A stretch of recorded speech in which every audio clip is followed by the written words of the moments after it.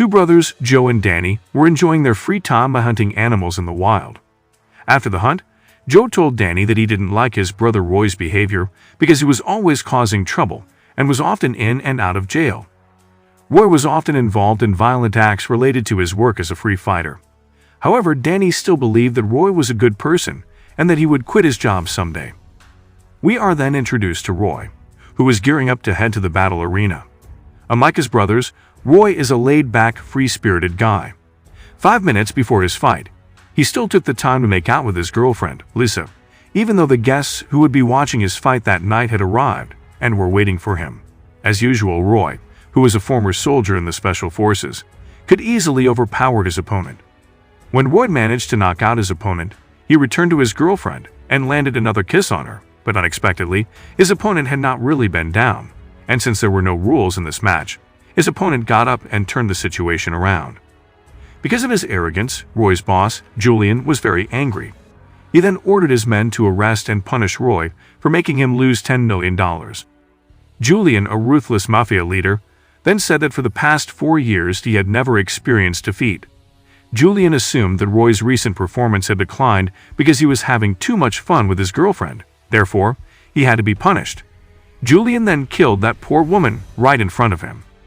Afterwards, Julian took Roy to some place that turned out to be a warehouse, where he hid kilograms of rare diamonds that he got from the mining land. Julian ordered Roy to take those diamonds to a place he called Point A and Point B. If Roy succeeded with the mission, then he would be paid $1 million. The tempting offer made Roy both interested and surprised, wondering why Julian even assigned him while he had dozens of fully armed men. Julian then revealed the reasons. He considered that Roy was the right person for the mission because he had qualified driving skills. Other than that, Roy also has 2 brothers who have a background as soldiers and might be able to help him. The last reason was because Roy had caused him a big loss. Julian also threatened Roy that if he refused the job, he would not hesitate to kill his brother Joe, his sister-in-law, and his niece. Still confused, Roy called Joe. However, as Joe was still upset with him, he didn't answer Roy's call.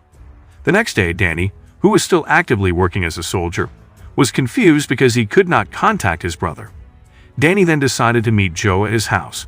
Arriving at Joe's house, he found his brother busy training his horses to race and some of his pets.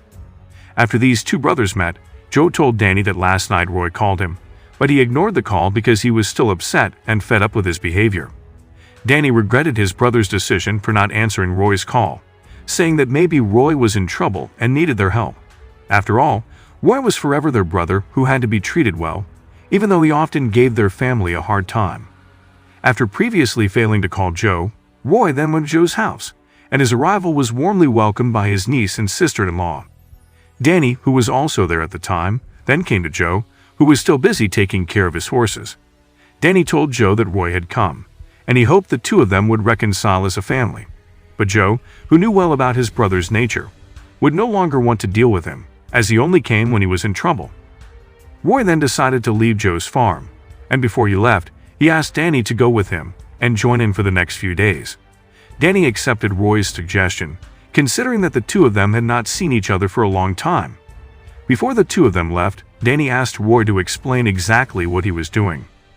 During their trip, Roy explained that he was in big trouble. He was assigned to be responsible for delivering a very high-value item. He also said that the goods belonged to a very dangerous mob. Therefore, they had to work according to the conditions set by the mob boss. After a long and exhausting journey, Roy took Danny to an underground fighting arena that was run by his friend. They then watched an exciting fight between 2 top fighters, Barney Boy against a huge man named Big Duke. The match was won by Big Duke without any significant fight from Barney Boy. After Big Duke won the fight, Roy came forward to challenge him. As it turned out, Roy had beaten that big man in the freestyle ring in the past. The following day, Roy and Danny continued their trip. On that day, they would head to a place to pick up a supply of diamonds and deliver them to a predetermined place. When Danny and Roy arrived at the diamond storage warehouse, they were greeted by Paulie, Julian's right-hand man, who was assigned to guard the warehouse. Paulie then explained to Roy that the diamonds had been packed in drink bottles in order to trick the police. After a tiring drive, Roy and Danny stopped at a convenience store to rest and buy some food and drinks to replenish their energy. A few moments later, it happened that a group of masked men in full gear arrived at the minimarket and committed a robbery. A shopkeeper was killed on the spot after receiving a brutal barrage of bullets fired by the masked crew. Little did Roy and Danny realize that the robbers' goal was to steal the diamonds they were carrying. Sensing that he had been framed, Roy fought back by shooting at the robbers. However, his fight was in vain. Being a fighter, Roy would not just give up. Together with his brother, they chased them by driving a car that they managed to steal from the store's parking lot. Danny began to feel suspicious, so he asked Roy what exactly they were carrying and who those people were. Roy did not answer Danny's question, and he remained focused on chasing the robbers. The large number of opponents they had to face forced Roy and Danny to stop the chase. For the second time, Danny again asked Roy about what exactly they were carrying. Having no more choices, Roy finally admitted the truth. He explained that what they were carrying were hundreds of diamonds worth around $50 million belonging to a ruthless mafia boss. That evening, Julian received a message that Roy and the diamonds had not arrived at the designated appointment. Julian was furious, and he assumed that Roy was playing games with him by stealing the diamonds. A fact is revealed. It turns out that the robbers who stole the diamonds were Paulie's men. He deliberately robbed the diamonds from Julian's hands and framed Roy and Danny as the culprits. Roy and Danny had to walk to the city because the car they stole was damaged and could no longer be used. Roy then said that he had to get the diamonds back as soon as possible before Julian got angry and killed Joe's wife and daughter. We cut to Joe, who has just returned from grocery shopping. When he arrived at his house, he couldn't find his daughter and wife. They had disappeared, who knows where. Joe's daughter and wife had been kidnapped by Julian because before, Julian had made them collateral if Roy didn't manage to complete his task. Roy and Danny eventually arrived at a certain area, and there they managed to contact Joe, who was still in shock because his wife and daughter had suddenly disappeared. Roy then said that the disappearance of his wife and daughter was Julian's doing. He promised his brother that he would bring back both his wife and daughter as soon as possible. Roy then contacted Julian and explained what had actually happened. Julian thought Roy had betrayed him, so he threatened him to bring the diamond back within 48 hours, otherwise he would kill Joe's wife and daughter. Danny was very angry. He then left Roy because he had lied to him and endangered their family. But in the end, Danny was able to calm himself down and come back to Roy. He began to think about finding a solution to the problem they were facing. He said that he would help his brother avenge what those mobsters had done. Unknowingly, two police detectives, Johnson and Garcia, were watching them from the top of the hill. They were investigating an illicit business run by Julian and his gang. Meanwhile, Joe did not stand still. He was determined to find his daughter and wife.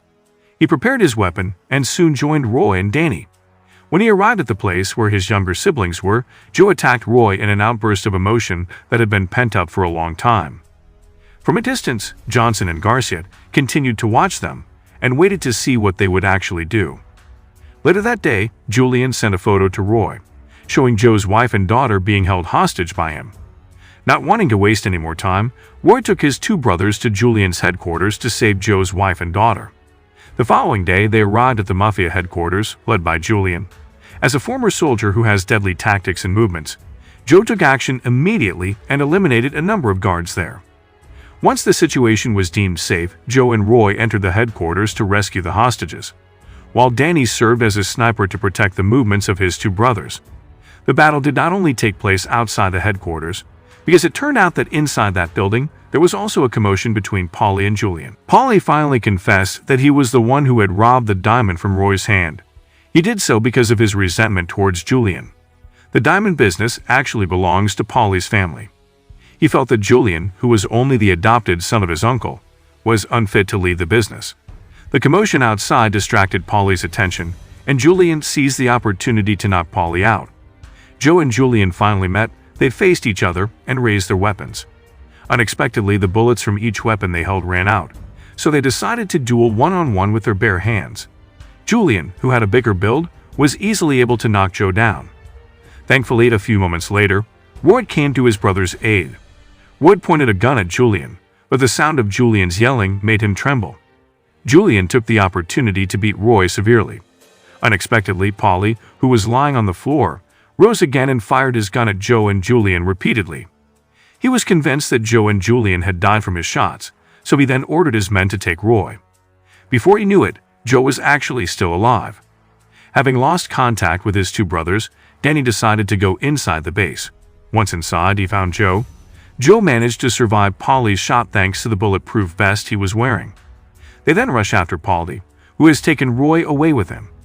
Danny then called his colleague in the military named Jimmy and asked for his help in bringing the weapons they needed to destroy those mobsters.